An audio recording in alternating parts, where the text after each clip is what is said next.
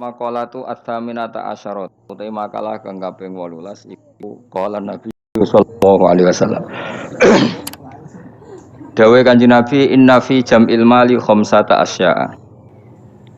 Inna mali sak temene ing pola donya khamsata asya'a ana 5 pira-pira perkara. Sing pira-pira sifat al-mazmum kang den wada utawa kang hina. Ada 5 bagi orang yang mengumpulkan harta. Siji al-anak iku repot. Adi manane anak repot. Ayu dzillata tegese dadi hina. Wa husul al-masyaqqati lan hasile kerepotan. Fi jamihi ing dalem ngumpulna donya. Wa syughla lan dadi sibuk tersibukkan ang zikrillah Allah taala bi islahi kelawan namen nata donya. Ilmani tegese nata donya. Wal khaufa lan sibuk wedi min salibihi saking wong sing iso mbredel donyane. Aya akhidihi tegese ngalap donyane bil qahri lan muksa bil ikhlasi ta kelan nyolong. Wasarikihi lan njaga takut mergo kuwatir sangka sing nyolong donya. Akhidihi tegese sing ngalap mal khufyatan kelan samar. Khufya te khufya sami. Wahtimal asmil bakhili lan nanggung nama medhit li nafsi maring awak dhewe wong. Wong ngumpul donya terus gak tau sedekah kudu siap dicap napa medhit wa mufaraqata sholihina lan kudu siap pisah mbek wong saleh-saleh min ajlihi krana arah donya min ajli khidmatil mali tegese sanging arah ngidmai donya wa fi tafriqihi wa inna fi tafriqihi lan sak temene ing dalem bagi-bagi donya ail mali tegese bagi donya bi ijraihi kelan nglakokno mal dilakokno ala sabilil khairi ing atase dalan kaapian. Wa inna fi tafriqi khamsata asya'a 5 pira-pira perkara minas sifati sing pira-pira sifat al mahmudati kang den puji. Siji rohatan nafsi iku tenangi jiwa, ail badani tegese tengane badan. Minta abi tolabi saking repote golek donya, ilmani tegese golek donya.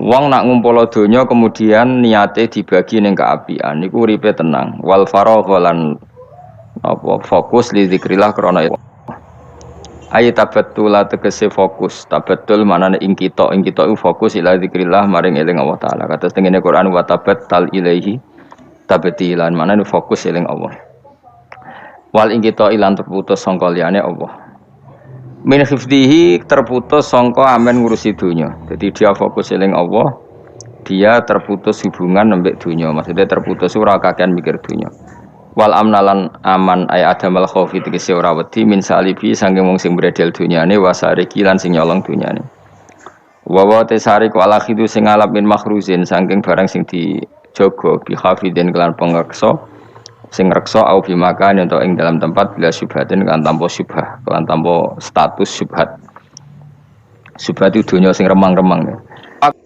tiswa basmil kailan untuk nama ulya utawa lomo li nafsi maring awake wong wa musahabata sholihin lan ngancani wong saleh li firaqi krana misah dunya. Dimaksude wong nak bagi-bagi dunya iku untuk status lomo berstatus gampang ngancani wong saleh li firaqi krana dene ora terikat mek dunya. Maksudé firaq dunya ngancana wong saleh. Kala dawuh sapa ba'dul fusaha sebagiane wong sing ahli sastra. Judur rajuli utawi lomane wong lanang. Iku yuhabbibu. Iku iso nyenengno apa lomane wong lanang hu ing rajulila adati maring musuh-musuhe rajul. Dadi wong musuhe akeh lah nak lomo, bahkan nglomani musuhe mesti dadekno disenengi. Babuh utawi medhite rajul. Wa bukhluhu te medhite rajul yubghiduhu iku iso gedhe apa bukhluhu ing rajul awladi maring anak-anake rajul. Dadi wong nak medhit anake apa gedeng. Ning tanggane diservis mbek wong tuane gak diservis akhire luwih seneng apa tanggane. Nyilah sepeda motor wae bapake ora oleh malah akhire nyilah kancane. Akhire ra utang jasa mbek bapake utang jasa mbek wong tuane. Kalau nanti cerita elek banget, ora trimo elek banget. Ada orang soleh, menawa rada goblok, mestinya ya goblok. Wong soleh itu saking fanatike anak, didik anak ora oleh numpak sepeda motor, ora oleh nyetel TV. Sehingga cerita wong soleh itu tuwek, sepuh-sepuh mati ini sowan kula, mbek nangis.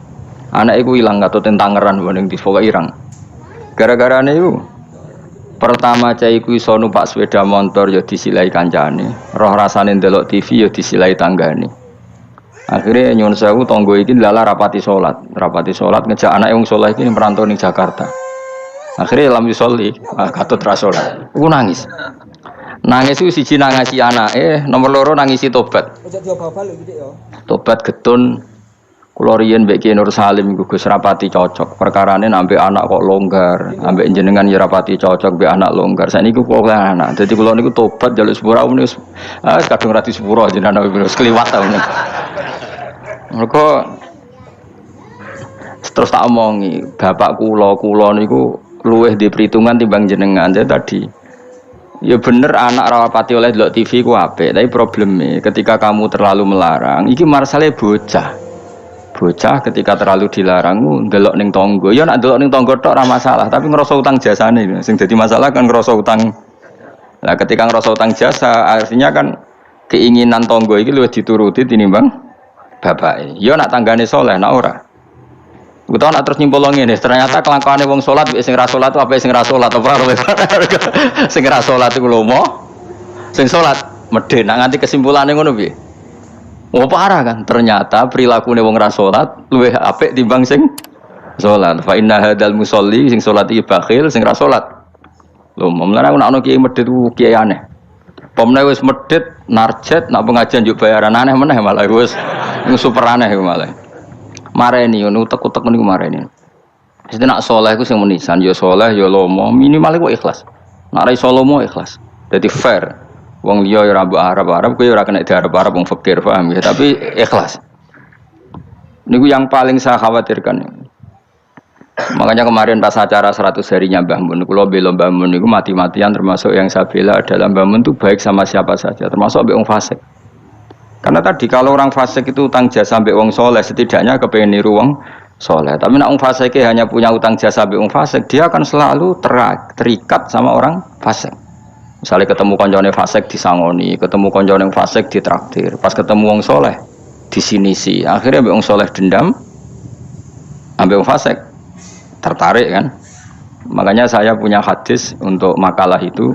Rasul akli badal iman billah at-tawaddud ilan nas wastinaul ma'ruf ila kulli barin wa fajirin. Jadi setelah akal mengantar kita iman billah, akal harus kita gunakan untuk supaya kita berperilaku simpatik dan berbuat baik kepada siapa saja ila kulli barin, baik pada orang baik maupun orang fajir, orang lajur. Logikanya tadi, misalnya Zaid itu fajir, ketemu tambahannya fajir ditraktir, dikeimangan, ketemu soleh di sini sih. Dia nggak mungkin tertanam simpatik sama orang soleh karena kenangannya buruk. Sementara sama orang fasik dia tertarik karena kenangannya baik. Kayak apa buruknya kita kalau ngandapi semua?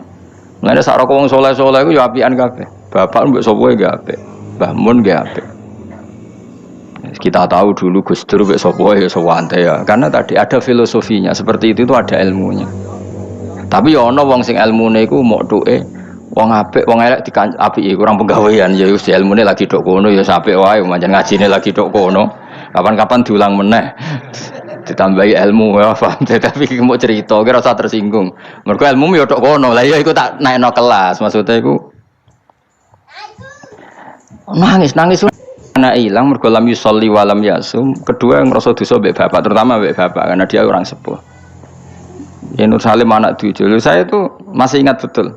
Zaman rumusum wong di TV niku kiai pertama di TV nak sarang Mbah Mun nak narukan bapak.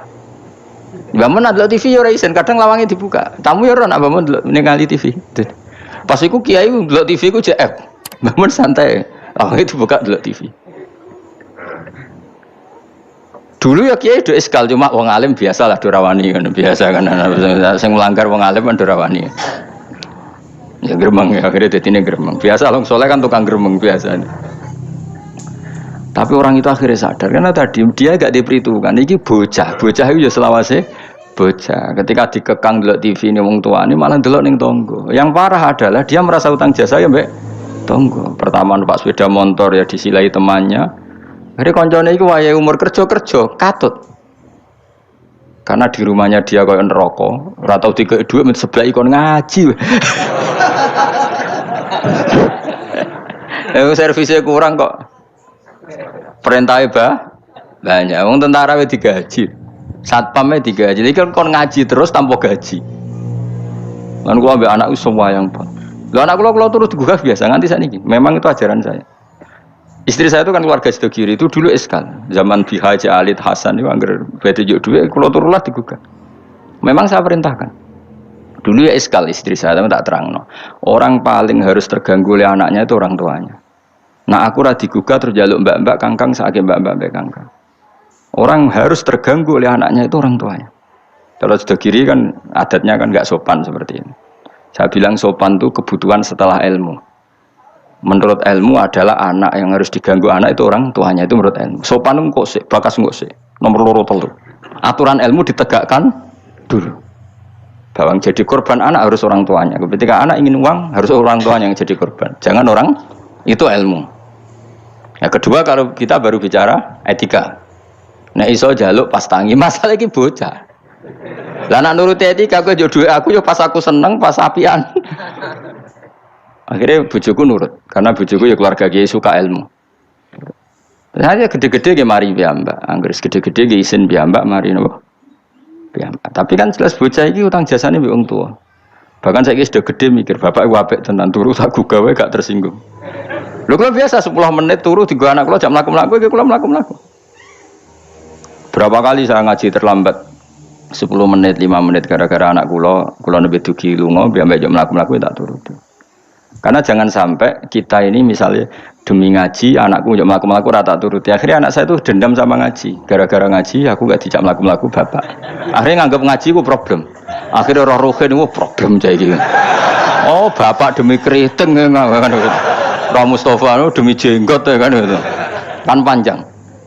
Wah, akhirnya roh rai-rai iki rai trauma kan. Nah, itu kan gak bagus. Tapi nak tetap melaku-melaku, nggak wes pas melaku-melaku tetap ngaji.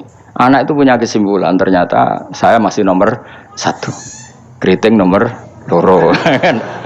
Keritingnya ya maklumi nak waras. Umpamanya aku rana ya kan. Makanya saya itu dugaan saya. Kenapa Rasulullah ketika beliau sujud Hasan Husain ini menganggap Rasulullah tiga jaran-jaranan. Cara Jawa tiga apa? Rasulullah ditumpaki mbek Hasan, sing masyhur itu Hasan. Ya tentu Hasan Husain tapi sing ning riwayat itu Hasan. Iku Rasulullah lama sekali sujud. Sampai sahabat itu karena saking dekatnya wahyu, zaman itu cara berpikir ahadasa fihi syai'un atau ahadasa fin nabi syai'un. Apa nabi ada wahyu baru sehingga sujud selama itu. Jadi sahabat belingu ya penting. Akhirnya orang sing ndak ruhen-ruhen niku ndak. Mergo sujudnya agak wajar apa? Kan Nabi kan tentu istiqomah, biasanya 2 menit ya 2 menit, biasanya 1 menit, ini kok sampai 5 menit semua.